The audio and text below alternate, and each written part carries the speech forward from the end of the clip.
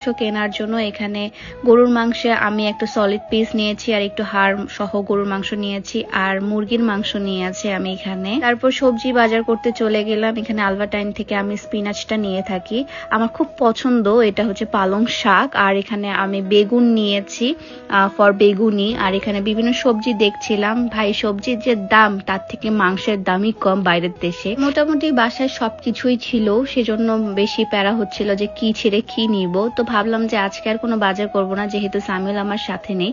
আমি এখন একটু একটা দুধ কিনে দেন হচ্ছে আমি চলে যাই। তারপর পাশে হচ্ছে দেখলাম যে কাস্টার্ড আছে এবং আমার কাস্টার্ড অনেক বেশি পছন্দ, স্পেশালি রমজান মাসে কাস্টার্ড খেতে আমার খুব বেশি ভালো লাগে, তাই কাস্টার্ডটা নিয়ে নিলাম। আমার হাতে যে ব্যাগটা দেখছেন এটা এখানকার বুড়িরা ইউজ করে, কারণ বাজার ঠেলার খুবই কষ্ট হয়ে যায় তাদের জন্য। বাট আমি তো আরো বেশি মনে হয় বুড়ির থেকেও খারাপ, সেজন্য আমি এই ব্যাগটা নিয়ে রাখি।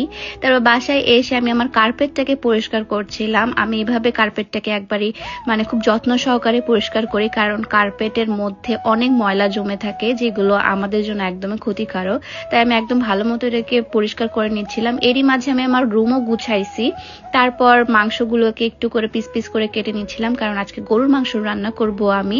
আর একটু সলিড মাংস রেখে দিয়েছিলাম আলাদাভাবে কাবাবের জন্য। এরই মাঝে আপনাদের ভাইয়া চলে আসে। সে অনেকক্ষণ ধরে আসলে কাজে ছিল, তো তার জন্য ওয়েটও করছিলাম আমি। সে চলে এসেছে। তারপর আমি এই কাবাবটা এই পলির মধ্যে রেখে এখন হচ্ছে মাংসটাকে রান্না করব। এটা কালকে আমি একটা কাবাব বানানোর চিন্তা করছি। আর বুট ভিজিয়ে দিয়েছিলাম, মানে ছোলা আর কি। আমি তার আগের রাতে সবকিছু ভিজিয়ে দিচ্ছিলাম, যেমন এখানে ডাল আছে, চানার ডাল আছে, তারপর মুসুরের ডাল আছে।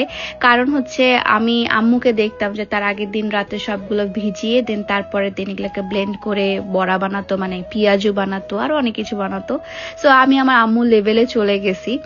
এখানে গরুর মাংসটা হয়ে গেছে, অলমোস্ট ভাত বসিয়ে দিয়েছি, গরুর মাংস হয়ে গিয়েছে। একদম পারফেক্ট একটা সেহরির প্রিপারেশন। তারপর আসলে আর ভিডিও নেওয়া হয়নি। একদম তারপরের দিন, যেদিন ফার্স্ট রোজা, সেদিনকার ভিডিও আমি দেখাচ্ছি আপনাদেরকে। ঘুম থেকে উঠে নামাজটা পড়ার পর একটু রোদ উঠেছিল, তো ভাবলাম যে এই ড্রেসটা শুটটা করে ফেলি। এই ড্রেসটা ডিটেলস আপনারা জানতে যাচ্ছেন।